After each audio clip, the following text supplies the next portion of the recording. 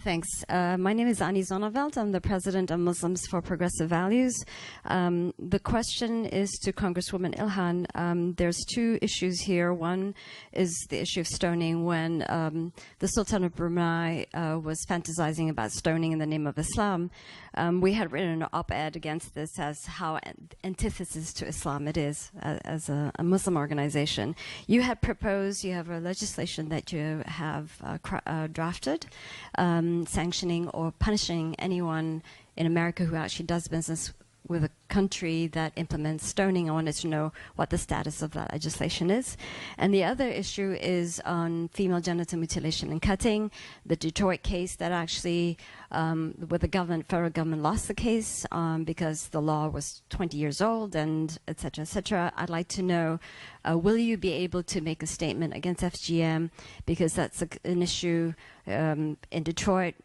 It would be really powerful if the two Muslim congresswomen, yourself and Rashida, would make a statement on this issue. In regards to the Brunei bill, you can help advocate for it. It doesn't have a lot of support in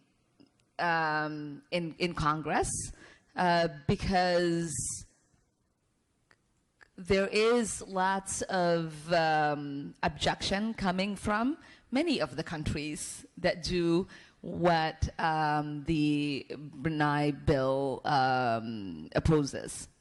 And many of those countries have lots of friends in Congress. And so it would really be nice if many of you advocated for it and made sure that that bill is a priority. I think when we are talking about defending human rights, we have to do that regardless of where it is. And I feel strongly about what the bill speaks to and its purpose. So I hope you join me in doing that.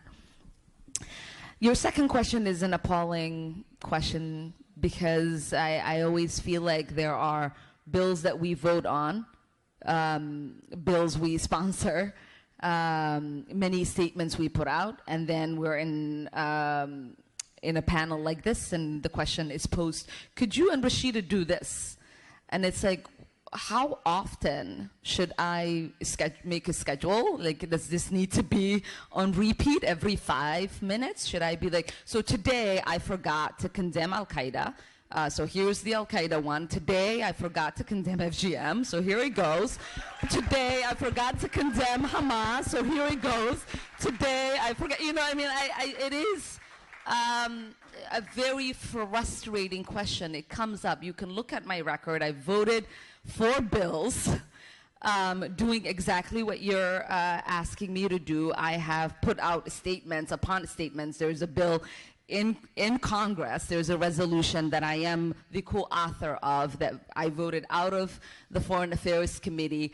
And so I am, I think, quite disgusted, really, to be honest, that as Muslim legislators, we are constantly being asked to waste our time speaking to issues that other people are not asked to speak to, because the assumption exists is that we somehow support and are for, right? No, there is an assumption. So I want to make sure that the next time someone is in an audience and is looking at me and Rashida and Abdul and Sam, that they ask us the proper questions that they will probably ask any member of Congress or any legislator or any politician, and would not come with an accusation